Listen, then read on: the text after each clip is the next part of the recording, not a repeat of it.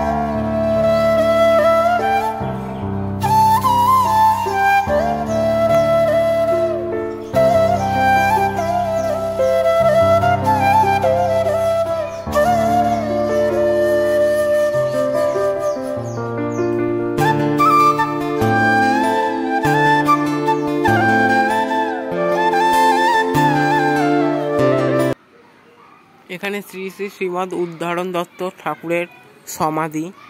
এইটা দেখুন,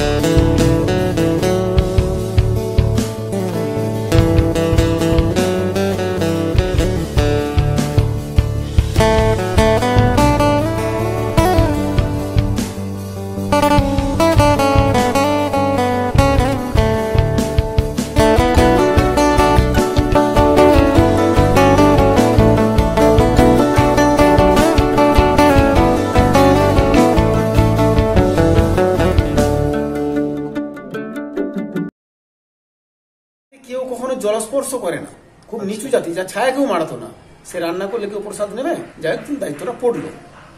নিত্যানন্দবাবু চলে গেলেন, দিবাকর সমস্ত নিত্যানন্দবাবুর নির্দেশ অনুযায়ী কাজ করলেন। দুপুরবেলা যখন হয়ে গেছে, সবাই যখন প্রসাদ নিতে এলো, তখন এসে দেখে দিবাকর রান্না করে, দিবাকরের সাথে ঝগড়া শুরু হয়ে গেল। নিত্যানন্দবাবু নগর সংকীর্তন করে এসে একটা পুকুর আছে বাগানে, পুকুরে স্নান করছিলেন। করতে করতে উনি যখন বুঝতে পারলেন যে দিবাকরের বাড়িতে একটা ঝামেলা হচ্ছে, উনি দৌড়ে এখানে এলেন। যখন তাড়াতাড়ি ওখান থেকে উঠে আসে, পুকুরে পড়ে যায় নিত্যানন্দ পুকুর, ওই জলেতে। পুকুরের নাম হয়েছে নুপুর পুকুর। ওখান থেকে এসে দিবাকরকে জিজ্ঞেস, দিবাকর কি হয়েছে? না প্রভু, আমি যে রান্না করেছি, রান্না কেউ নেবে না, প্রসাদ কেউ গ্রহণ করবে না।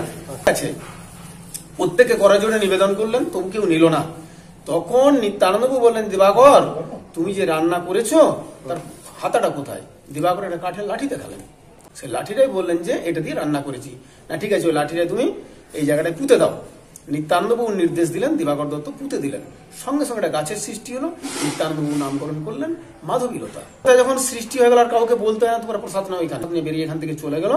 পরদিন নিত্যানন্দ প্রভু দিবাকর দত্তকে দীক্ষা দিলেন, শিক্ষা দিলেন। একটা কথাই বললেন, তোমার হাতে রান্না খেয়ে কাল যেখানে সবাই উদ্ধার হয়ে গেছে, সেখানে আজকের থেকে তোমার নতুন নামকরণ। তোমাদের এখন দেখাচ্ছি ঠাকুরের বিগ্রহ। ঠাকুর মশাই এই ঠাকুরের নামগুলো একটু বলে দিয়ে। গৌরাঙ্গ মহাপ্রভু, ওনার ডান দিকে নিত্যানন্দ প্রভু, বাম দিকে গদাধর, নিচে যিনি রয়েছেন ইনি হলেন শ্রীমদ উদ্ধারণ দত্ত ঠাকুর। ওই সিংহাসন হল রাধা গোবিন্দ বৃন্দাসখী, গোপাল আর শারক রামশিলা।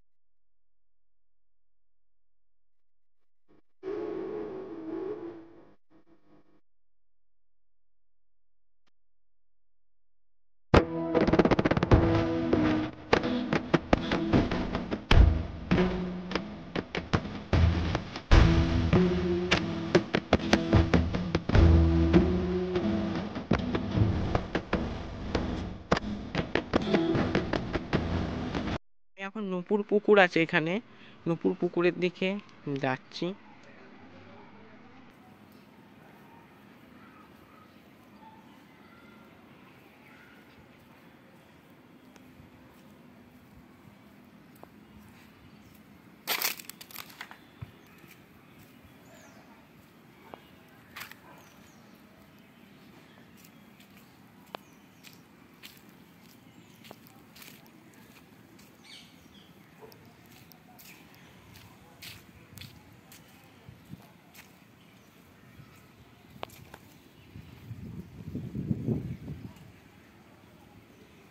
এই যে এই পুকুরটা দেখছেন, এই পুকুরটার নাম হচ্ছে নুপুর পুকুর। এই নুপুর পুকুরে শ্রী নিত্যানন্দ মহাপ্রভু স্নান করে নুপুর খুলে গেছিলেন, তাই এই পুকুরটার নাম হয় নুপুর পুকুর।